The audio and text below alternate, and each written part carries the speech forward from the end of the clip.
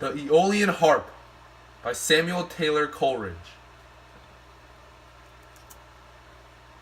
My pensive Sarah, thy soft cheek reclined thus on my arm. Most soothing sweet it is to sit beside our cot o'ergrown. With white flowered jasmine and the broad-leaved myrtle, meet emblems they of innocence and love. And watch the clouds, that late were rich with light, slow saddening round, and mark the star of eve, serenely brilliant. Such would wisdom be, shine opposite. How exquisite the sense snatched from you Beanfield, and the world so hushed, the stilly murmur of the distant sea tells us of silence. And that simplest lute, placed lengthways in the clasping casement. Hark! How by the sultry breeze caressed, like some coy maid half yielding to her lover, it pours such sweet upbraiding as must needs tempt to repeat the wrong. And now its strings boldly sweep the long sequacious notes over delicious surges sink and rise, such a soft floating witchery of sound as twilight alvins make, when they at eve voyage on gentle gales from fairyland, where melodies round honey-dropping flowers, footless and wild like birds of paradise, nor pause nor perch, hovering on untamed wing. Oh, the one life within us and abroad, which meets all motion and becomes its soul, a light in sound, a sound like power in light, rhythm in all thought and joyance everywhere. Methinks it would have been impossible not to love all things in a world so filled, where the breeze warbles, and the mute, still air is music slumbering on her instrument.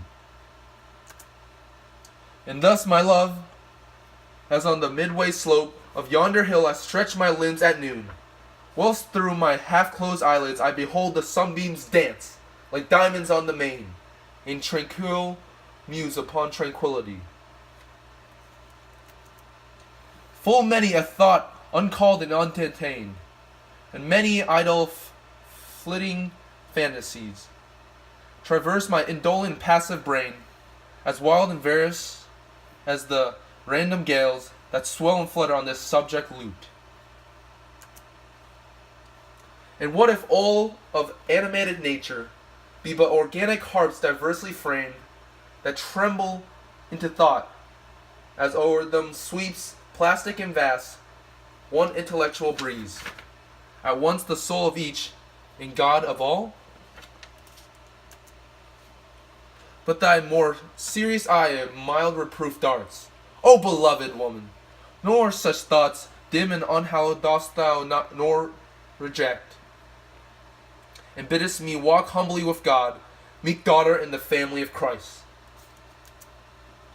Well, hast thou said and wholly dispraised these shapings of the unregenerate mind, bubbles that glitter as they rise and break on vain philosophy's eye-babbling spring. For never guiltless may I speak of him, the incomprehensible, save when with awe I praise him, and with faith that inly feels, who with his saving mercies healed me, a sinful and most miserable man, wildered and dark, and gave me to possess peace in this cot and the heart-honored maid.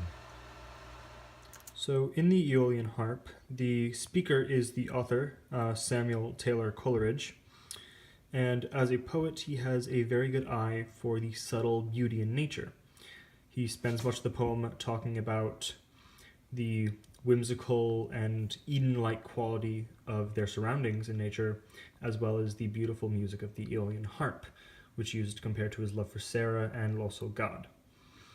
Now, the occasion is observing the nature around their small cottage with his fiancée, Sarah, and the audience isn't any in particular.